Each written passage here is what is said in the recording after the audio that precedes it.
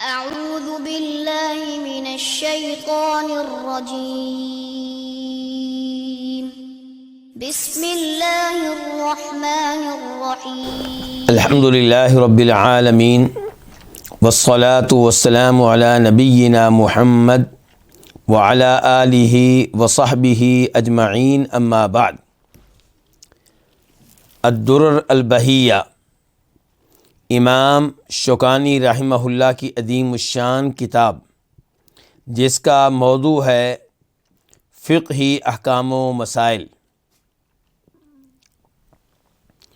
اور اس کتاب میں اس کتاب کے اندر پھر کئی کتابیں ہیں، ان میں سے ایک کتاب ہے کتاب الطہارہ، وہ ہم پڑھ چکے ہیں، اور پھر دوسری کتاب ہے کتاب الصلاۃ، نماز کے بارے میں کتاب، یہ آج کل ہم پڑھ رہے ہیں۔ اس کتاب الصلاۃ کے اندر پھر کئی ابواب ہیں۔ پہلا باب تھا اوقات نماز کے بارے میں، وہ ہم پڑھ چکے۔ آج دوسرا باب ہے، اور وہ کیا ہے؟ باب الاذان والاقامہ، یہ باب ہے اذان اور اقامت کے بارے میں۔ چنانچہ امام شوکانی رحمہ اللہ فرماتے ہیں، یشرع لأہل کل بلد ان یتخذوا مؤذنا او اکثر۔ یشرع مشروع ہے، یعنی کہ شریعت نے جو آداب سکھائے ہیں ان میں سے ہے، شریعت سے ثابت ہے، شریعت کی تعلیمات میں سے ہے، تو یشرع مشروع ہے لأہل کل بلد، ہر شہر والوں کے لیے۔ کیا مشروع ہے؟ ان یتخذوا، کہ وہ مقرر کریں، وہ رکھیں، مؤذنا، ایک مؤذن، او اکثر، یا ایک سے زیادہ مؤذن، ینادی بالفاظ الاذان المشروعہ، وہ مؤذن اذان کے مشروع الفاظ کے ساتھ آواز بلند کرے۔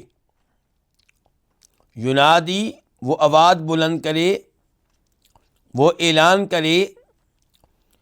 کس چیز کا اعلان؟ نماز کا، لیکن کس کے ساتھ؟ اذان کے مشروع الفاظ کے ساتھ۔ المشروعہ یعنی کہ مشروع الفاظ، یعنی کہ جو شریعت نے سکھائے ہیں، جو شریعت نے بتائے ہیں۔ کب؟ عند دخول وقت الصلوات، نمازوں کے وقت کے داخل ہونے کے موقع پہ، یعنی کہ جب نماز کا وقت شروع ہو جائے، داخل ہو جائے، تب۔ اب تک جو ہم نے امام شوکانی رحمہ اللہ کے الفاظ پڑھے ہیں اور ان کا ترجمہ پیش کیا ہے، ان کے دلائل کی طرف آتے ہیں۔ امام شوکانی نے سب سے پہلے کیا کہا تھا کہ ہر شہر والوں کو چاہیے کہ وہ کسی نہ کسی مؤذن کا انتخاب کریں، اسے مقرر کریں، اسے رکھیں۔ تو میں کہہ رہا تھا کہ امام شوکانی نے کہا ہے کہ ہر شہر والوں کو چاہیے کہ وہ ایک مؤذن مقرر کریں، یا ایک سے زیادہ، یعنی کہ شہر بڑا ہے تو ظاہر ہے کہ مختلف مساجد کے لیے مختلف مؤذن ہوں گے، اور چھوٹا شہر ہے، گاؤں ہے، تو ایک مسجد ہے تو ایک ہی مؤذن ہوگا، اور اگر ایک مسجد ہے اس کے لیے بھی 2 مؤذن رکھ سکتے ہیں، 3 رکھ سکتے ہیں۔ دلیل کیا ہے؟ وہ حدیث جسے روایت کیا امام ابو داؤد رحمہ اللہ نے، جس کا نمبر ہے ابو داؤد شریف میں 531، اور نسائی شریف میں اس کا نمبر ہے 672، عن عثمان بن ابی العاص، راوی ہیں جناب عثمان بن ابو العاص رضی اللہ تعالی عنہ، قال، انہوں نے کہا، یا رسول اللہ، اے اللہ کے رسول، اجعلنی امام قومی، مجھے میری قوم کا امام مقرر کر دیں، مجھے میری قوم کا امام بنا دیں۔ قال، تو آپ علیہ الصلوۃ والسلام نے کہا، انت امامہم، تو ان کا امام ہے۔ کن کا؟ اپنی قوم کا۔ تو آپ نے جناب عثمان کو ان کی قوم کا امام مقرر کر دیا۔ وَاقْتَدِ بِأَضْعَفِهِمْ، اور تو اقتدا کر ان میں سے جو سب سے کمزور ہے اس کی. کیا مطلب؟ تیری قوم کے جو کمزور لوگ ہیں ان کی اقتداء کرنا، مراد یہ ہے کہ ان کا خیال رکھنا. نماز بہت لمبی نہیں پڑھانی. تمہیں ایسے نوجوان ملیں گے جو کہیں گے رکوع لمبے کرو، سجدے بہت لمبے کرو اور تلاوت زیادہ کرو، ایک ایک سپارہ پڑھو. لیکن آپ نے ان نوجوانوں کی طرف نہیں دیکھنا. آپ نے کن کی طرف دیکھنا ہے؟ کمزور لوگوں کی طرف دیکھنا ہے، بیمار لوگوں کی طرف دیکھنا ہے، بوڑھوں کی طرف دیکھنا ہے. واتخذ مؤذنا، اور ایسا مؤذن رکھو، ایسا مؤذن رکھو لا یأخذ علی اذانہ اجرا، جو اذان پہ کسی قسم کی اجرت نہ لے. یہ حدیث صحیح ہے. اسے یہاں پہ کیوں ذکر کیا گیا ہے؟ یہ بتانے کے لیے کہ مؤذن مقرر کرنا چاہیے. اب آپ ایک مؤذن بھی مقرر کر سکتے ہیں اور کئی ایک مؤذن بھی مقرر کر سکتے ہیں. مثال کے طور پہ فجر کی اذان کے لیے ایک مؤذن، مغرب کے لیے کوئی اور، عشاء کے لیے کوئی اور، عصر کے لیے کوئی اور، ظہر کے لیے کوئی اور. تو چاہے ایک ہی مؤذن پانچوں نمازوں کی ذمہ داری سنبھال لے، چاہے دو مؤذن ہوں باری باری اذان دیں، چاہے ہر نماز کی اذان کے لیے الگ الگ مؤذن ہو، جیسے مناسب ہو، لیکن مؤذن مقرر کیے جائیں.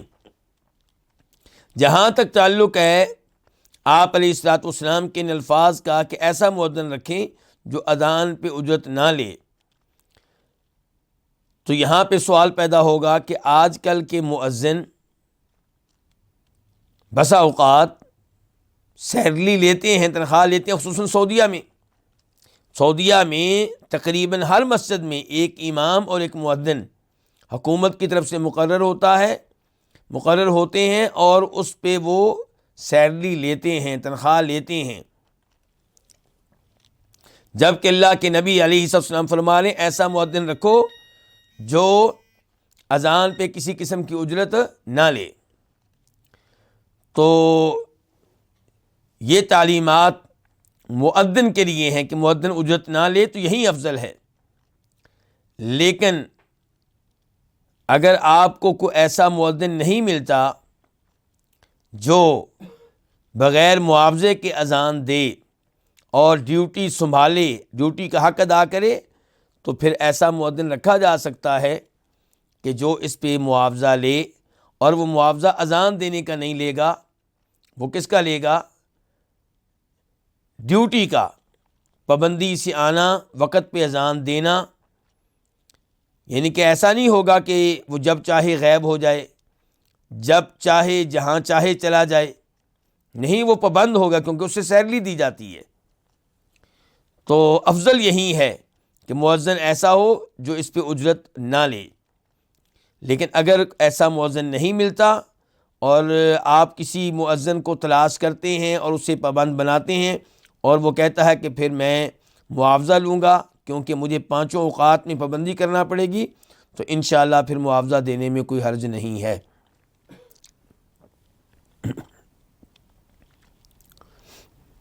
امام شوکانی نے کہا تھا مؤذن جو ہے وہ اذان دے گا، وہ نماز کا اعلان کرے گا اذان کے شرعی الفاظ کے ساتھ. یعنی کہ وہ الفاظ جو کس نے سکھائے ہیں؟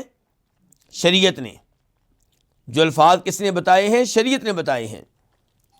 تو اس بارے میں ابو داؤد شریف کی حدیث آپ کے سامنے رکھنا چاہوں گا جس کا نمبر ہے 499 499، اور ابن ماجہ جہاں پہ حدیث کا نمبر ہے 706 706. راوی ہیں عبداللہ بن زید بن عبد ربی، عبداللہ بن زید بن عبد ربی، کیونکہ عبداللہ بن زید صرف ایک صحابی نہیں ہے بلکہ کم از کم دو صحابی ہیں جن کا نام عبداللہ بن زید ہے. تو یہاں پہ بات ہو رہی ہے عبداللہ بن زید بن عبد ربی کی. قال، وہ کہتے ہیں کہ لما امر رسول اللہ صلی اللہ علیہ وسلم بالناقوس یعمل لیضرب به للناس لجمع الصلاة، کہ جب اللہ کے نبی علیہ الصلوۃ والسلام نے حکم دیا ناقوس کا، ناقوس کو تیار کیا جائے تاکہ اس کے ساتھ لوگوں کو نماز کے لیے جمع کیا جائے۔ ناقوس کا ترجمہ آپ کیا کر سکتے ہیں؟ بگل۔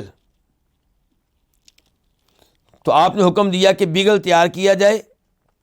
یہ حدیث مختصر طور پہ یہاں لائی گئی ہے، ورنہ اس کا آغاز اس بات سے ہوتا ہے کہ میٹنگ ہوئی، مشورہ ہوا کہ لوگوں کو کیسے نماز کے بارے میں خبر دی جائے۔ کچھ لوگوں نے کہا کہ اس کے لیے اہتمام کیا جائے آگ جلانے کا، کسی بلند جگہ پہ آگ جلائی جائے، رات کے ٹائم سمجھ آ جائے گی کہ یہ نماز کا وقت ہو چکا ہے۔ دن کا وقت ہوگا تو آگ کی بجائے آگ کے دھویں سے سمجھ لگ جائے گی۔ لیکن یہ مجوسیوں کا طریقہ تھا، وہ آگ کی عبادت کرتے ہیں، تو یہ طریقہ ان کے طریقے کے مشابہ ہو جاتا، تو اس سے اعراض کیا گیا۔ پھر یہودیوں کا ایک طریقہ سامنے آیا تو اس کو بھی چھوڑ دیا گیا۔ پھر یہ ناقوس کا طریقہ یہ پیش کیا گیا، تو نبی علیہ الصلوۃ والسلام نے کہا کہ ناقوس تیار کیا جائے، تو اس طریقے پہ عمل کر لیا جائے۔ تو جب ایسا ہوا، عبداللہ بن زید کہتے ہیں، تو پھر کیا ہوا؟ طاف بی وانا نائم رجل، کہ میں سویا ہوا تھا تو میرے پاس سے گزرا ایک آدمی، یحمل ناقوسا فی یدہ، جس نے اپنے ہاتھ میں ناقوس اٹھایا ہوا تھا، بگل اٹھایا ہوا تھا۔ فقلت، تو میں نے خواب میں کہا، یا عبد اللہ، اے اللہ کے بندے، اتبیع الناقوس، کیا تم یہ ناقوس بیچو گے؟ قال وما تصنع به، اس نے کہا تم اس کا کیا کرو گے؟ فقلت، تو میں نے کہا، ندعو به الى الصلاۃ، ہم اس کے ذریعے لوگوں کو نماز کے لیے بلایا کریں گے، بگل بجایا کریں گے تو لوگ سمجھایا کریں گے کہ نماز کا وقت ہو چکا۔ قالت، اس آدمی نے کہا، افلا ادلک علی ما هو خیر من ذلک، کیا میں تمہیں وہ چیز نہ بتاؤں جو اس طریقے سے کہیں بہتر ہے؟ فقلت له بلا، تو میں نے اس سے خواب میں کہا، بلا کیوں نہیں، بتاؤ۔ قال، عبداللہ بن زید کہتے ہیں، فقالت، اس آدمی نے کہا، تقول، تم یوں کہا کرو، جب نماز کا وقت ہو جائے یوں کہا کرو، اللہ اکبر اللہ اکبر اللہ اکبر اللہ اکبر، یہ ہیں اذان کے شرعی الفاظ۔ پھر کہو، اشہد ان لا الہ الا اللہ اشہد ان لا الہ الا اللہ۔ اللہ اکبر میں اعلان ہے اللہ کی کبریائی کا، کہ اللہ ہر چیز سے بڑا ہے، اللہ سے بڑا کوئی نہیں ہے۔ یہ الفاظ، ان میں کئی طرح کے پیغام ہیں۔ مثال کے طور پہ ایک پیغام یہ ہے کہ اپنی بیگم کی وجہ سے نماز سے اعراض نہ کر، رب تیری بیگم سے کہیں بڑا ہے۔ اپنے بچوں کی وجہ سے نماز سے اعراض نہ کر، رب تیری اولاد سے کہیں بڑا ہے۔ اپنے بڑے مدیر ڈائریکٹر کی وجہ سے، اپنے مالک کی وجہ سے نماز سے اعراض نہ کر، تیرا رب تیرے مالک سے، تیرے مدیر سے، تیرے ڈائریکٹر سے کہیں بڑا ہے۔ تو اللہ کو حمیت دے۔ اشہد ان لا الہ الا اللہ، میں شہادت دیتا ہوں کہ اللہ کے علاوہ کوئی عبادت کے لائق نہیں۔ توحید کا اعلان ہے۔ توحید کا کیا ہے؟ اذان کیا ہے؟ اذان بھی باقاعدہ ایک دعوت ہے، اسلام کی دعوت ہے، ایمان کی دعوت ہے، توحید کی دعوت ہے، رسالت کی دعوت ہے۔ پھر کہنا، اشہد ان لا الہ الا اللہ، میں شہادت دیتا ہوں کہ اللہ کے علاوہ کوئی عبادت کے لائق نہیں ہے۔ اشہد ان محمد الرسول اللہ، میں شہادت دیتا ہوں کہ جناب محمد اللہ کے رسول ہیں۔ پھر کہنا، اشہد ان محمد الرسول اللہ۔ اس کے بعد حی علی الصلاۃ، نماز کے لیے آؤ۔ حی علی الصلاۃ، نماز کے لیے آؤ، نماز کی دعوت۔ حی علی الفلاح، حی علی الفلاح، فلاح کی طرف، کامیابی کی طرف آؤ۔ پیغام کہ اب کامیابی کاروبار کرنے میں نہیں ہے، اب کامیابی دکان پہ بیٹھنے میں نہیں ہے، اب کامیابی گھر میں بیٹھنے میں نہیں ہے، اب کامیابی مسجد میں ہے۔ پھر کہنا اللہ اکبر اللہ اکبر، آخر میں پھر اللہ کی کبریائی کا اعلان، اور آخر میں پھر توحید کا اعلان، لا الہ الا اللہ۔ تو یہ الفاظ کتنے بنے؟ 15. کتنے الفاظ ہیں؟ 15. قالا، حدیث کے راوی کہتے ہیں، حدیث کے راوی کون ہے جی؟ عبداللہ بن زید بن عبد ربی. وہ کہتے ہیں ثم استأخر عنی، پھر وہ آدمی مجھ سے پیچھے ہٹ گیا، غیر بعید، لیکن زیادہ دور نہیں گیا. ثم قال، پھر وہ کہنے لگا وتقول، اور تم کہو اذا اقمت الصلاۃ، جب نماز کو قائم کرو، کیا کہو؟ اللہ اکبر اللہ اکبر. کتنی بار کہا گیا یہاں اللہ اکبر؟ 2 بار. اذان میں کتنی بار تھا؟ 4 بار. اشہد ان لا الہ الا اللہ، یہ کتنی بار؟ 1 بار. میرے بھائی یہ دھیان سے اقامت کے الفاظ سنیں، کیونکہ عام طور پہ پاکستان اور انڈیا میں، بنگلہ دیش میں، افغانستان میں عجیب و غریب معاملہ اختیار کیا ہوا ہے ہمارے حنفی بھائیوں نے. وہ کیا معاملہ ہے؟ اذان کے الفاظ تو بھی آپ نے سنے ہیں، کتنے ہیں؟ 15. یہی اذان کہی جاتی ہے عام طور پہ ہمارے ممالک میں، لیکن اقامت کی باری آتی ہے تو اقامت کے الفاظ وہ نہیں کہے جاتے جو اس حدیث میں آئے ہیں. کون سے کہے جاتے ہیں؟ جو دوسری حدیث میں آئے ہیں. تو بھئی پھر آپ کو اعتراض کیا ہے؟ وہ بھی حدیث میں آئے، یہ بھی حدیث میں آئے. اعتراض یہ ہے کہ اپنے مسلک کی وجہ سے ایک حدیث کو نظر انداز کیا جا رہا ہے. اذان اور اقامت کے معاملے میں نبی علیہ الصلوۃ والسلام سے 2 طریقے ثابت ہیں. کتنے طریقے ثابت ہیں؟ 2. اور ہم چونکہ الحمدللہ کسی مسلک کے پابند نہیں ہیں، ہم مقلد نہیں ہیں. مقلد نہ ہونے کا یہ فائدہ ہے، دونوں حدیثوں کو مانتے ہیں اور دونوں حدیثوں پہ عمل کرنے کی کوشش بھی کرتے ہیں. مقلد کا مسئلہ یہ ہے جو خاص مسلک کو اپنا لے، وہ اپنے مسلک کے مطابق چلے گا، اپنے مسلک کے مطابق حدیث کو لے لے گا اور دوسری حدیث کو نظر انداز کرتا رہے گا، پوری زندگی ایسے گزر جائے گی. اور کبھی یہ ہوگا جو آج میں بتانا چاہ رہا ہوں کہ ایک حدیث کا کچھ حصہ لے لے گا اور دوسری حدیث کا کچھ حصہ لے لے گا اور دونوں حدیثوں کا آدھا حصہ چھوڑ دے گا، نظر انداز کر دے گا. اچھا، اذان کے بارے میں 2 حدیثیں ملتی ہیں ہمیں، 2 طریقے ملتے ہیں. ایک طریقے کو علماء کرام کہتے ہیں اذان بلال والی اذان، یعنی کہ وہ اذان جو جناب بلال کو سکھائی گئی اور جناب بلال دیا کرتے تھے. اور ایک اذان کے بارے میں کہتے ہیں اذان ابو محذورہ کہاں کے مؤذن تھے؟ مکہ کے. اور بلال کہاں کے مؤذن تھے؟ مدینہ کے. بلال والی اذان وہ ہے جو ابھی آپ پڑھ رہے ہیں، بلال والی اقامت وہ ہے جو ابھی آپ پڑھ رہے ہیں. اس میں کیا ہے؟ اذان کے الفاظ دوہرے ہیں. اذان کے الفاظ کیا ہے؟ دوہرے ہیں. اور اقامت کے الفاظ اکہرے ہیں، سنگل. اقامت کے الفاظ کیا ہیں؟ سنگل. اچھا، ابو محذورہ والی جو اذان ہے اس کو کہا جاتا ہے دوہری اذان، ترجیح والی اذان. ترجیح، دہرائیے ذرا، ترجیح والی اذان کیا مطلب؟ اس میں کیا فرق ہوگا؟ اس میں آپ کہیں گے اللہ اکبر، پھر کہیں گے اللہ اکبر. اب تک اذان وہی ہے جو بلال والی اذان تھی. بلال والی اذان، ابو محذورہ والی اذان اب تک ایک ہی ہے. آگے چلیے، بلال کی اذان میں آپ نے کیا کہا؟ اشہد ان لا الہ الا اللہ، اشہد ان لا الہ الا اللہ. شہادت کے یہ الفاظ، توحید کی شہادت کے الفاظ کتنی بار کہے؟ 2 بار. پھر اشہد ان محمد رسول اللہ، اشہد ان محمد رسول اللہ. رسالت کے الفاظ کتنی بار؟ 2 بار. ابو محذورہ کے حدیث میں یہ ہے کہ آپ کہیں گے پہلے تھوڑی سی آہستہ آواز کے ساتھ، اشہد ان لا الہ الا اللہ، اشہد ان لا الہ الا اللہ. کتنی بار کہہ دیا؟ 2 بار. پھر اشہد ان محمد رسول اللہ، اشہد ان محمد رسول اللہ. پھر دوبارہ یہ الفاظ کہیں گے ذرا اونچی آواز سے، اشہد ان لا الہ الا اللہ، اشہد ان لا الہ الا اللہ، اشہد ان محمد رسول اللہ، اشہد ان محمد رسول اللہ. یہ فرق ہوا بلال والی اذان میں اور ابو محذورہ کی اذان میں.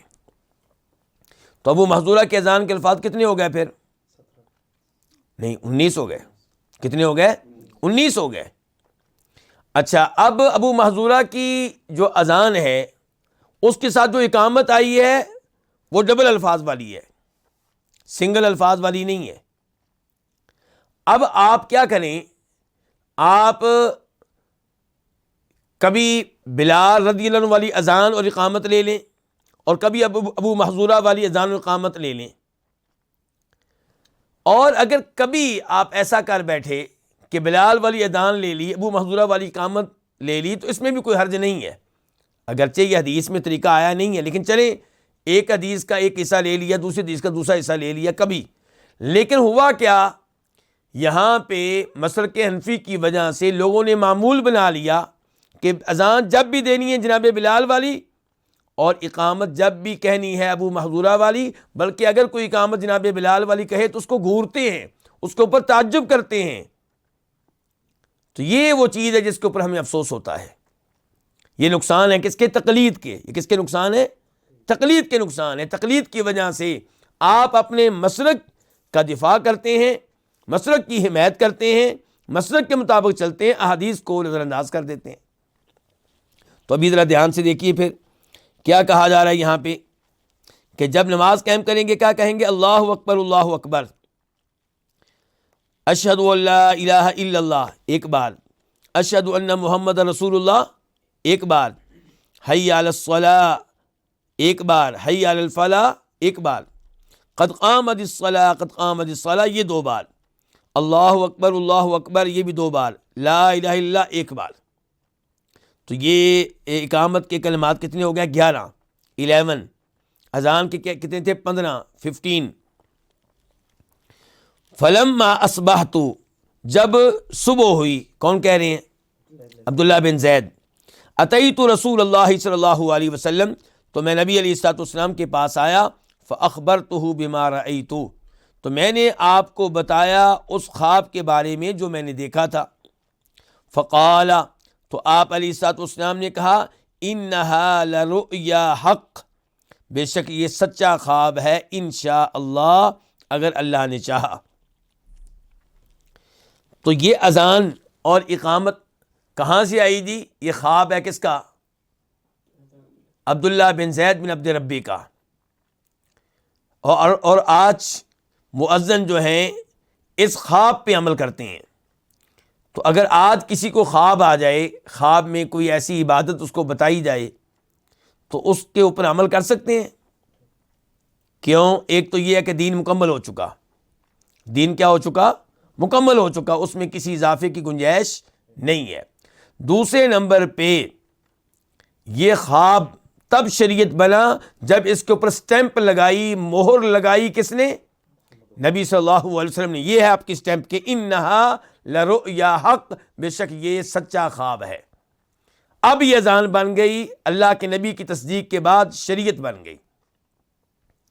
تو اس لیے کسی عالم دین کا خواب، کسی بزرگ کا خواب، اس کی دین میں کوئی حیثیت نہیں ہے۔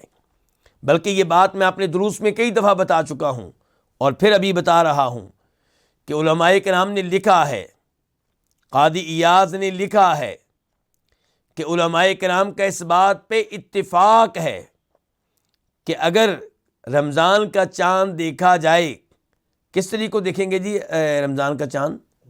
29 شعبان کو، اور چاند نظر نہ آئے اور لوگ مطمئن ہو جائیں کہ آج چاند نظر نہیں آیا، اور صبح کیا کرنا ہے؟ روزہ نہیں رکھنا، صبح روزہ نہیں رکھنا، صبح 30 شعبان ہوگی۔ لیکن کوئی آدمی سویا رات کو تو خواب میں اسے بتایا گیا کہ چاند تو نظر آ چکا ہے، تو اب کیا کریں گے جی؟ علماء کرام کا اتفاق ہے کہ اس کے لیے جائز نہیں ہے کہ اس خواب کی بنیاد پہ صبح روزہ رکھے، نہ اس کے لیے جائز ہے نہ کسی اور کے لیے جائز ہے، کیونکہ دین مکمل ہمیں دے دیا گیا۔ اس دین میں کیا بتایا گیا ہے کہ آنکھوں سے دیکھو کس کو؟ چاند کو، نظر آ جائے تو ٹھیک، ورنہ مہینے کو سمجھو کہ کتنے دنوں کا مہینہ ہے؟ 30 دنوں کا مہینہ ہے۔ تو خوابوں پہ ایسے عمل نہیں کیا جائے گا۔ تو بہرحال یہ خواب تو شریعت بن گیا اللہ کے نبی علیہ الصلوۃ والسلام کی تصدیق کی وجہ سے۔ اور حدیث ابھی جاری ہے کہ آپ نے کہا فقم مع بلال، کہ اے عبداللہ تم کھڑے ہو جاؤ کس کے ساتھ؟ بلال کے ساتھ. لو جی اب یہ اذان بلال بننے لگی ہے، بلالی اذان بننے لگی ہے. کہا کہ تم کھڑے ہو جاؤ بلال کے ساتھ. فَأَلْقِ عَلَيْهِ مَا رَأَيْتَ، تو ان کے سامنے پیش کرو وہ کلمات جو تم نے خواب میں سنے ہیں. فَلْيُؤَذِّن بِهِ، پس چاہیے کہ وہ ان کلمات کے ساتھ اذان کہے. کون؟ بلال کہے. کیوں جی بلال کیوں؟ عبداللہ بن زید کیوں نہیں؟ فرمایا فَإِنَّهُ أَنْدَى صَوْتًا مِنْكَ، کیونکہ آواز کے اعتبار سے وہ تم سے زیادہ اونچی آواز والا ہے. تو مؤذن کون ہونا چاہیے؟ جس کی آواز کیا ہو؟ اونچی ہو. لیکن اب سپیکر آ چکے ہیں تو اب اس چیز کی وہ اہمیت نہیں رہی جو پہلے تھی. حدیث جاری ہے، کہتے ہیں فقمت مع بلال، میں بلال کے ساتھ کھڑا ہوا. فجعلت القیہ علیہ ویؤذن بہ، میں نے خواب میں جو کلمات سنے تھے وہ میں ان کے سامنے بیان کرتا، ذکر کرتا، اور وہ اونچی آواز سے اذان دے دیتے. قال، راوی کہتے ہیں فسمع ذلک عمر بن الخطاب، تو یہ الفاظ سنے عمر بن خطاب نے. وہو فی بیتی، وہ کہاں تھے؟ اپنے گھر میں تھے. فخرج، وہ نکلے. یجر رداءہ، اس حال میں کہ اپنی چادر کو گھسیٹ رہے تھے. کیوں جی؟ تیزی کی وجہ سے، جلدی کی وجہ سے، جلدی سے آئے. وَيَقُولُ، کہنے لگے وَالَّذِي بَعَثَكَ بِالْحَقِّ، اس ذات کی قسم جس نے آپ کو حق دے کر بھیجا ہے. یا رسول اللہ، اے اللہ کے رسول، لَقَدْ رَأَيْتُ مِثْلَ مَا رَأَى، میں نے بھی ایسے ہی خواب دیکھا ہے جیسا عبداللہ بن زید نے دیکھا ہے. فقال رسول اللہ صلی اللہ علیہ وسلم، تو اللہ کے رسول علیہ السلام نے فرمایا فَلِلَّهِ الْحَمْدُ، کہ ہم اس پہ اللہ ہی کی حمد و ثنا بیان کرتے ہیں کہ اللہ نے ہماری رہنمائی کی ہے کہ نماز کے لیے لوگوں کو خبر کیسے دی جائے. ورنہ ہم تو سوچ رہے تھے ناقوس کا بندوبست کرتے ہیں، بگل بجائیں گے، لیکن اللہ نے کتنا اچھا طریقہ ہمیں دے دیا، ہم اللہ کی حمد و ثنا بیان کرتے ہیں. اچھا یہاں پہ دیکھیے عمر فاروق جوش سے آئے ہیں، جلدی سے آئے ہیں، اللہ کے رسول کو مخاطب کیا ہے اور بلکہ قسم بھی اٹھائی ہے. آپ کو مخاطب کر کے، لیکن کس کی قسم اٹھائی ہے؟ یعنی کہ اگر آج کی سوچ دیکھی جائے جو ہمارے مسلمانوں میں پائی جاتی ہے تو جناب عمر کو کہنا چاہیے تھا نا اللہ کے رسول آپ کی زلفوں کی قسم، آپ کے چمکتے چہرے کی قسم، آپ کی کملی کی قسم، آپ کی عزت کی قسم. نہیں، کیا کہا ہے؟ اس ذات کی قسم جس نے آپ کو حق دے کر بھیجا ہے. مخاطب اللہ کے رسول کو کیا ہے، قسم اللہ کے رسول کی نہیں کھائی، اللہ کے رسول کے رب کی کھائی ہے. تو بہرحال یہ ہے وہ حدیث جس سے پتہ چلا کہ اذان کے شرعی الفاظ کون سی ہیں. اس کے بعد امام شوکانی کہتے ہیں عند دخول وقت الصلوات، یہ اذان کب کہی جائے گی، اذان کی الفاظ اونچی آواز سے کب پکارے جائیں گے، کب کہے جائیں گے؟ جب نمازوں کا وقت داخل ہو جائے.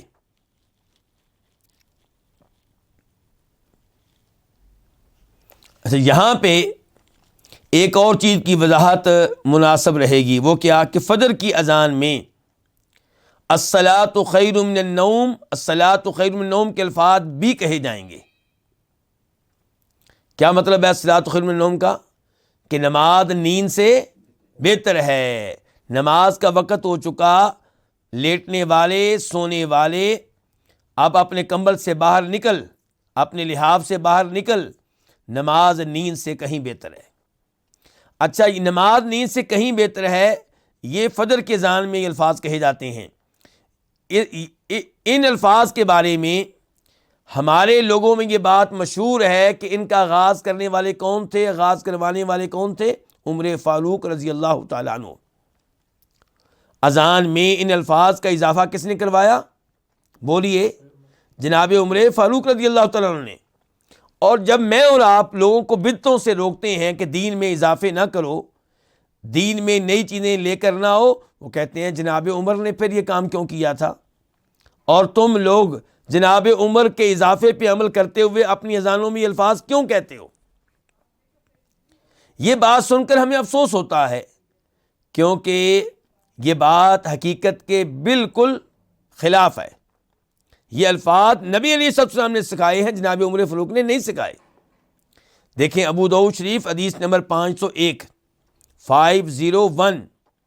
ابو محذورہ کہتے ہیں اپنی اس حدیث میں جس میں انہوں نے بتایا ہے کہ نبی علیہ الصلوۃ والسلام نے مجھے اذان کے الفاظ سکھائے تھے، اس میں کہتے ہیں کہ آپ نے کہا تھا فَإِن كَانَ صَلَاةُ الصُّبْحِ، اگر کون سی نماز ہو؟ صبح کی، قُلْتَ، تو تم نے کہنا ہے الصَّلَاةُ خَيْرٌ مِّنَ النَّوْمِ، الصَّلَاةُ خَيْرٌ مِّنَ النَّوْمِ، تم نے کہنا ہے کہ نماز نیند سے بہتر ہے، نماز نیند سے بہتر ہے۔ اس کے بعد کہنا ہے اللہ اکبر لا الہ الا اللہ۔ اس کا مطلب یہ ہے کہ یہ الفاظ کب کہے جائیں گے؟ حی علی الصلاح، حی علی الفلاح کے بعد۔ تو بہرحال یہ بھی حدیث سے ثابت ہیں۔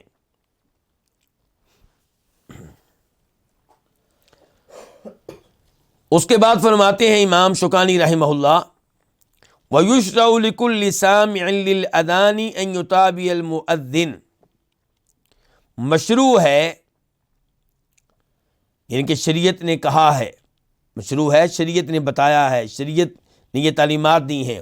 وَيُشْرَعُ، اور مشروع ہے، لِكُلِّ سَامِعٍ لِلْأَذَانِ، ہر اس شخص کے لیے جو اذان کو سننے والا ہے، کیا مشروع ہے اس کے لیے؟ أَن يُتَابِعَ الْمُؤَذِّنَ، کہ وہ مؤذن کی پیروی کرے، یعنی کہ جو الفاظ مؤذن کہتا ہے وہی الفاظ وہ کہے، دہرائے۔ کیا دلیل ہے اس کی؟ حدیث ہے جس کے روایت کیا امام بخاری نے، نمبر ہے 611 611، اور امام مسلم نے، اور نمبر ہے مسلم شریف میں اس کا 383 383۔ راوی ہیں ابو سعید خدری رضی اللہ تعالیٰ عنہ کہ فرمایا نبی صلی اللہ علیہ وسلم نے، اذا سمعتم النداء، جب تم سنو النداء، کس کو؟ اذان کو، جب اذان کے الفاظ سنو، فقولوا، پس تم کہو، مثل ما یقول المؤذن، اسی طرح جس طرح کون کہتا ہے؟ مؤذن کہتا ہے۔ مؤذن کے الفاظ تم نے بھی دہرانے ہیں، یعنی کہ مؤذن کہے گا اللہ اکبر، آپ بھی کہیں گے اللہ اکبر۔ تو یہ بڑی اہم بات ہے۔ اذان سنتے ہوئے، اذان شروع ہوتی ہے، ہمارے ہاں کیا ہوتا ہے جی؟ لڑکیاں بھاگتی ہیں کس کی طرف؟ دوپٹے کی طرف، پردہ کرنے لگی ہیں، کس سے؟ کیوں جی؟ گھر میں پہلے سے موجود تھے کزن، دیور، جیٹھ، بہنوئی، تو کسی نے پردہ نہیں کیا۔ شریعت نے کہا تھا پردہ کرو، نہیں کیا۔ اذان ہو رہی ہے، شریعت نے پردہ کرنے کا نہیں کہا، پردے کی طرف بھاگ رہی ہیں، یہ کہاں سے دین آ گیا یہ؟ اب شریعت یہ کہہ رہی ہے کہ اب آپ نے مؤذن کے الفاظ سننے ہیں، اور جیسے الفاظ مؤذن کہہ رہے ہیں ویسے الفاظ آپ کہیں، وہ کوئی نہیں کہتا۔ دوپٹہ کر کے بیٹھ جاتی ہیں، پردہ کر کے بیٹھ جاتی ہیں۔ اور مرد حضرات کیا کرتے ہیں جی؟ وہ بھاگتے ہیں بند کرنے کے لیے، کیا؟ ٹی وی بھی بند نہیں کرتے، ٹی وی کی آواز کو بند کرتے ہیں۔ انا للہ و انا الیہ راجعون۔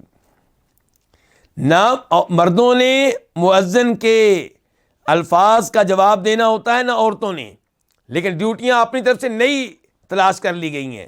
عورتوں نے کیا تلاش کر لی کہ جناب اذان ہو تو ہم نے پردہ کرنا ہے، پتہ نہیں کس سے، اور مردوں نے کیا کی کہ ٹی وی کی آواز بند کر دینی۔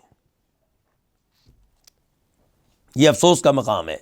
تو اللہ کے نبی علیہ السلام نے کیا کہا؟ جب تم اذان سنو تم کہو ویسے الفاظ جیسے مؤذن کہتا ہے۔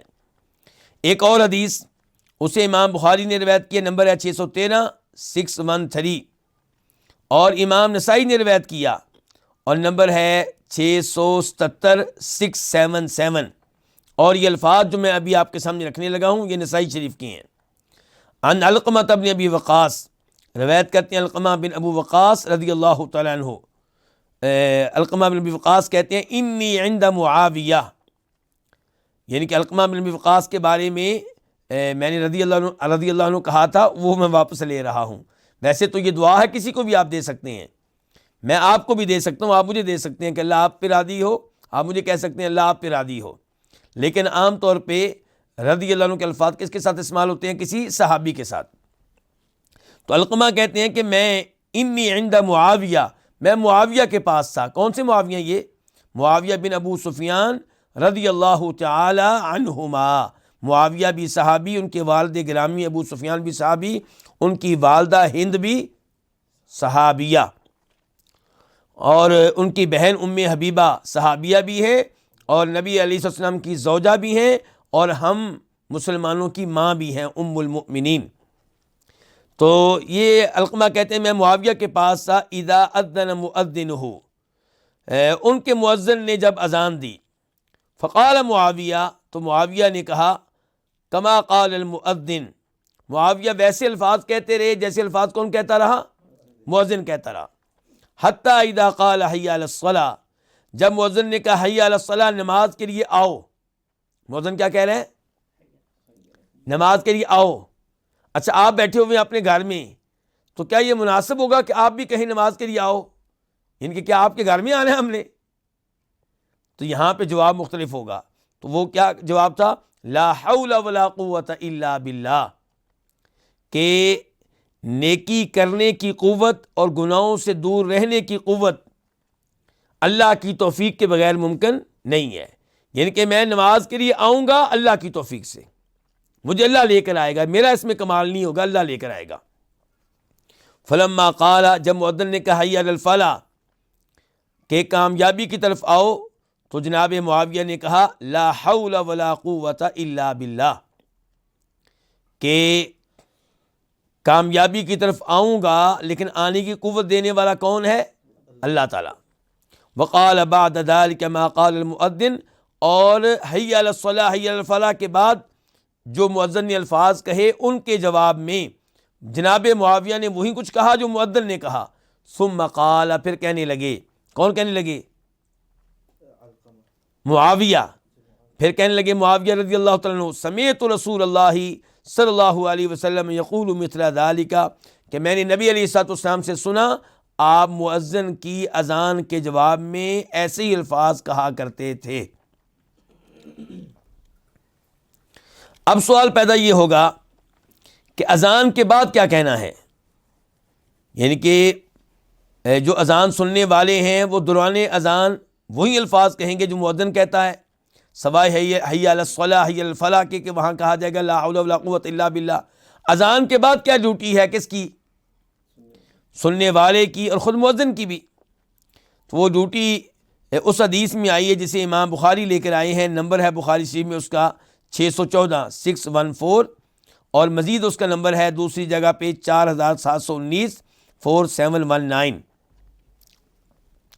حدیث کے راوی ہیں جابر بن عبداللہ رضی اللہ تعالیٰ عنہما، کہ فرمایا نبی صلی اللہ علیہ وسلم نے، من قال حین یسمع النداء، جو اس وقت کہے جب وہ اذان سنے، کیا کہے؟ اللہم، اے اللہ، رب ہادی دعوت التامہ، اس کامل دعوت کے رب۔ اذان ایک کامل دعوت ہے، اے اللہ اس کامل دعوت کے رب، والصلاۃ القائمہ، اور قائم ہونے والی نماز کے رب، آتی تو دے، محمدن، جناب محمد کو، صلی اللہ علیہ وسلم۔ یہ دعا کون کر رہا ہے؟ مقتدی، اللہ کے نبی کا امتی مقتدی دعا کر رہا ہے، کس کے لیے؟ اپنے نبی کے لیے۔ تو ہم آج کل اپنے نبی کو دعا دیتے ہیں، آپ کے لیے دعا کرتے ہیں، اللہم صلی علی محمد، یہ درود شریف بھی آپ کے لیے کیا ہے؟ دعا ہے۔ السلام علیکم ایھا النبی، یہ بھی آپ کے لیے دعا ہے۔ تو درود بھی آپ کے لیے دعا، سلام بھی آپ کے لیے دعا، اذان کے بعد بھی ہم آپ کے لیے دعا کرتے ہیں۔ اور نبی علیہ السلام نے اپنی زندگی میں ہمارے لیے بڑی دعائیں کی ہیں، اور قیامت کے دن بھی آپ ہمارے لیے شفاعت انشاءاللہ کریں گے۔ لیکن اس وقت آپ کی قبر کے پاس کھڑے ہو کے کہنا کہ اللہ کے رسول ہمارے لیے دعا کریں، یہ غلط ہے، یہ آپ کو پکارنا ہے، اور اللہ کے علاوہ کسی کو پکارنے کی اجازت نہیں ہے۔ اب ہم آپ کے لیے دعا کر رہے ہیں، کیا دعا کر رہے ہیں جی؟ کہ اے اللہ ہمارے نبی جناب محمد کو دے، کیا دے؟ الوسیلہ، وسیلہ دے۔ وسیلہ سے مراد کیا ہے؟ یہ ایک مقام ہے، کہاں؟ جنت میں۔ تو ہم دعا کرتے ہیں اللہ ہمارے نبی کو مقام وسیلہ دینا، والفضیلہ، اور آپ کو کیا دے؟ فضیلت دے، وابعثہ، اور آپ کو فائز کرنا، مقام محمودہ، مقام محمود پہ، اس مقام محمود پہ، الذی وعدتہ، جس کا تو نے وعدہ کیا ہے۔ سورہ بنی اسرائیل میں کیا آتا ہے؟ عسیٰ ان یبعثک ربک مقام محمودہ، امید ہے کہ آپ کا رب آپ کو مقام محمود پہ فائز کرے گا۔ تو اسی کی طرف اشارہ ہے۔ تو اللہ کے نبی فرما رہے ہیں صلی اللہ علیہ وسلم کہ جو اذان سننے کے بعد یہ دعا پڑھے گا، حلت لہ شفاعتی یوم القیامہ، اس کے لیے میری شفاعت قیامت کے دن کیا ہو جائے گی؟ حلال ہو جائے گی، میں اس کی شفاعت کروں گا، یہ اس کا مطلب ہے۔ تو کتنی بڑی شان ہے جی کہ اذان کے الفاظ سنیں، پھر یہ دعا پڑھیں اور آپ پہ درود بھی پڑھیں، تو کتنا بڑا مقام ملے گا۔ اس کے بعد فرماتے ہیں کتاب کے مؤلف ثم تشرع الاقامۃ علی الصفۃ الواردہ، پھر اقامت کہنا بھی مشروع ہے اس طریقے کے مطابق الواردہ، جو طریقہ آیا ہے۔ کہاں آیا ہے؟ احادیث وغیرہ میں۔ چنانچہ ایک حدیث آپ کے سامنے رکھوں گا، امام بخاری روایت کرتے ہیں، حدیث کا نمبر ہے 605 605، اور امام مسلم روایت کرتے ہیں اور وہاں پہ نمبر ہے 378 378۔ راوی ہے انس رضی اللہ تعالی عنہ، کہتے ہیں کہ امیر بلال کو حکم دیا گیا ان یشفع الاذان، کہ وہ دوہری اذان کہیں۔ کون سی اذان کہیں؟ دوہری، وہ سن چکے ہیں آپ۔ وَأَن يُوتِرَ الْإِقَامَةَ، اور اقامت کے الفاظ کیا کہیں؟ اکہرے، سنگل۔ إِلَّا الْإِقَامَةَ، سوائے اقامت کے الفاظ کے۔ وہ کون سے؟ قد قامت الصلاۃ، قد قامت الصلاۃ، یہ 2 بار ہوگا، باقی کیا کہے جائیں گے؟ سنگل کہے جائیں گے۔ تو یہ بلال والی اذان تفصیل کے ساتھ ابو داؤد شریف میں آئی ہے، اور وہ حدیث تفصیلی میں آپ کے سامنے رکھ چکا ہوں، لیکن اس کا تذکرہ بخاری میں بھی آ چکا ہے، اسی حدیث میں جو بھی میں نے آپ کے سامنے رکھی ہے، کہ بلال کو حکم دیا گیا تھا کہ اذان دوہری کہیں اور اقامت اکہری کہیں، سوائے قد قامت الصلاۃ کے الفاظ کے، کہ وہ دوہرے کہنے ہیں۔ امام شوکانی رحمہ اللہ نے اذان و اقامت کے موضوع پہ اس کتاب میں جو کہنا تھا وہ اپنے اختتام کو پہنچا، لیکن چند چیزوں کی طرف اشارہ کرنا یہاں مناسب ہوگا۔ نمبر 1، مؤذن کے لیے افضل یہ ہے کہ وہ اذان دیتے ہوئے کیا ہو؟ کھڑا ہو، بیٹھ کے اذان نہ کہے بلکہ کھڑے ہو کر اذان دے، الا یہ کہ کوئی مجبوری ہو تو بیٹھ کر بھی دے سکتے ہیں۔ کیا دلیل ہے جی کھڑے ہو کے اذان دینی چاہیے؟ فرمایا نبی صلی اللہ علیہ وسلم نے، یا بلال، اے بلال، قم، کھڑے ہو جاؤ، فنادی بالصلاۃ، نماز کے لیے اذان دو۔ یہ صحیح حدیث ہے، امام بخاری نے اس کو روایت کیا، نمبر ہے 604 604، اور امام مسلم نے روایت کیا، نمبر ہے 377۔ دوسرے نمبر پہ مؤذن کے لیے افضل یہ ہے کہ جب وہ اذان دے تو اس کا چہرہ کس کی طرف ہو؟ قبلے کی طرف ہو۔ اس کی کیا دلیل ہے؟ امام ابن منذر رحمہ اللہ اپنی کتاب الاوسط میں فرماتے ہیں، اجمع اہل العلم، اہل علم کا اجماع ہے، کس بات پہ؟ علی ان سنتا، اس بات پہ کہ سنت طریقہ یہ ہے کہ ان تستقبل القبلۃ بالاذان، کہ اذان دیتے ہوئے کدھر رخ کیا جائے؟ قبلے کی طرف منہ کیا جائے۔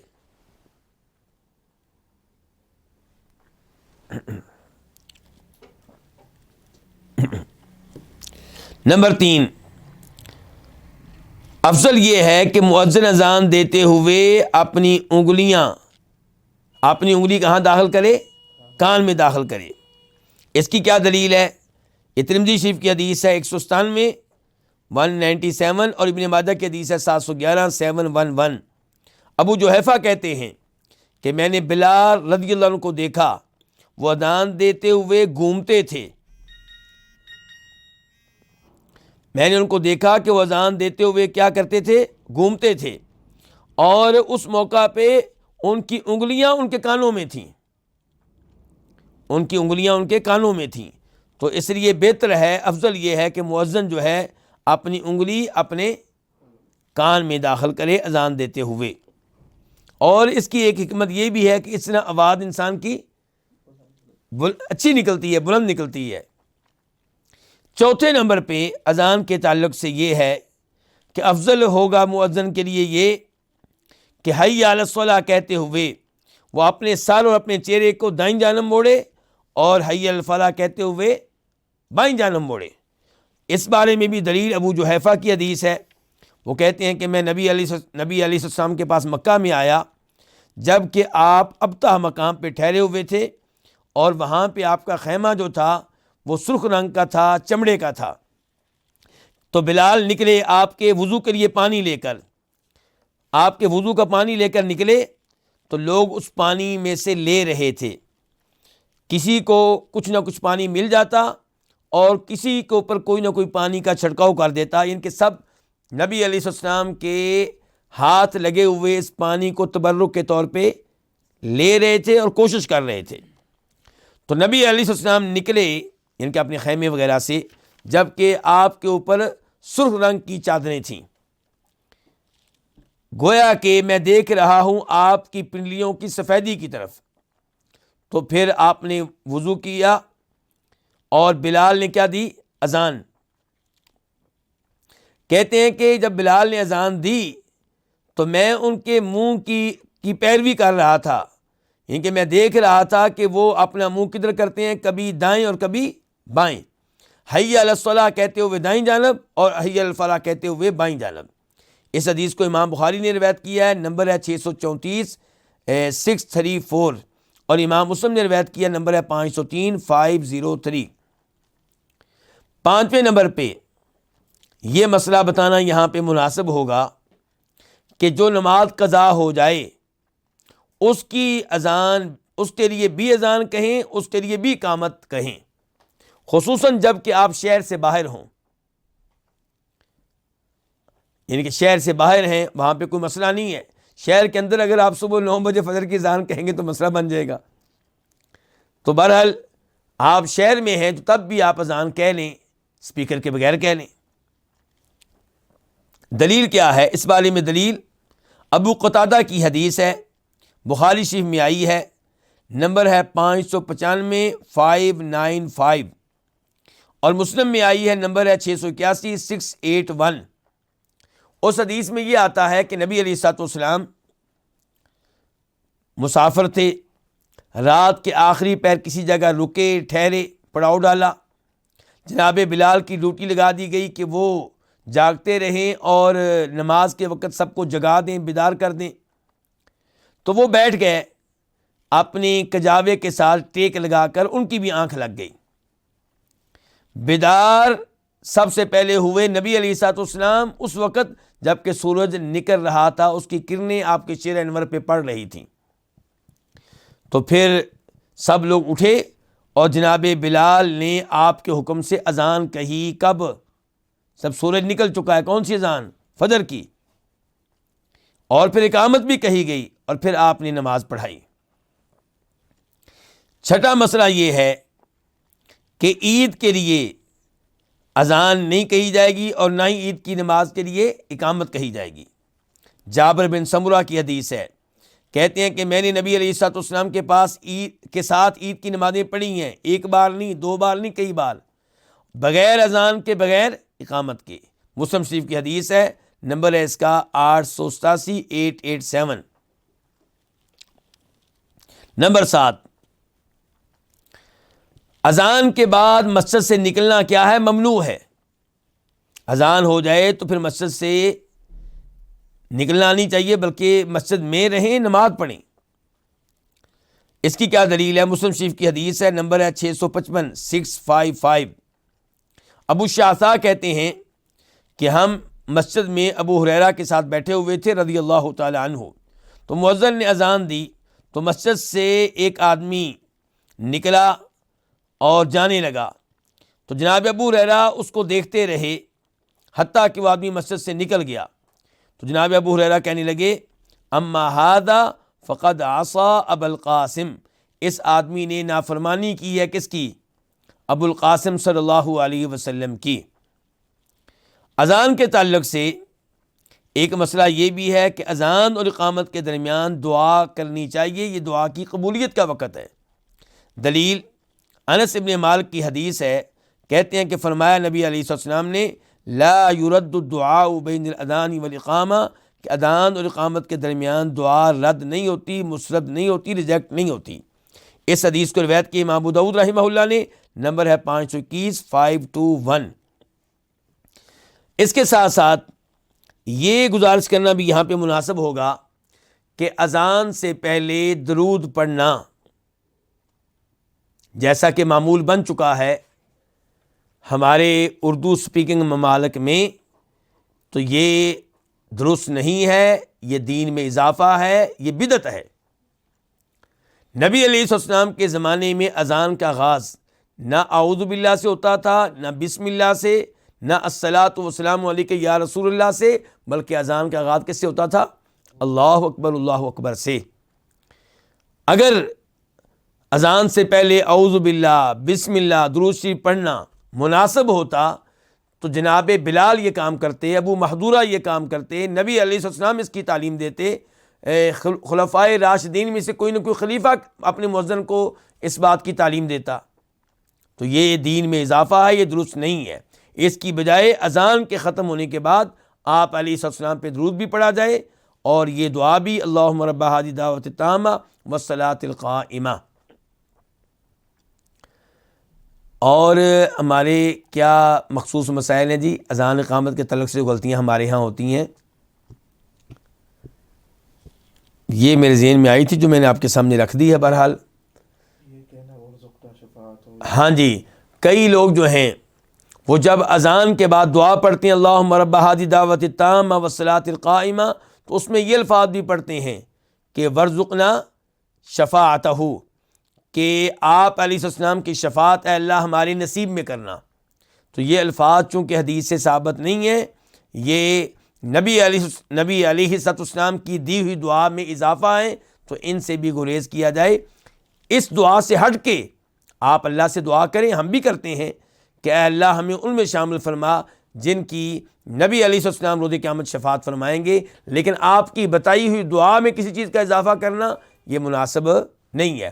بلکہ درود شریف جب آپ پڑھیں تو وہ بھی کیسے پڑھیں؟ اللہم صلی علی محمد۔ کئی لوگ کہہ رہے ہوتے ہیں اللہم صلی علی سیدنا محمد، سیدنا کا اضافہ کر دیتے ہیں۔ سیدنا کا مطلب کیا ہے کہ آپ ہمارے سردار ہیں، اس میں کوئی شک و شبہ نہیں۔ آپ ہمارے کیا، آپ پوری امت کے سردار ہیں، تمام انسانوں میں سب سے افضل ہیں، اس میں کوئی شک و شبہ ہی نہیں ہے۔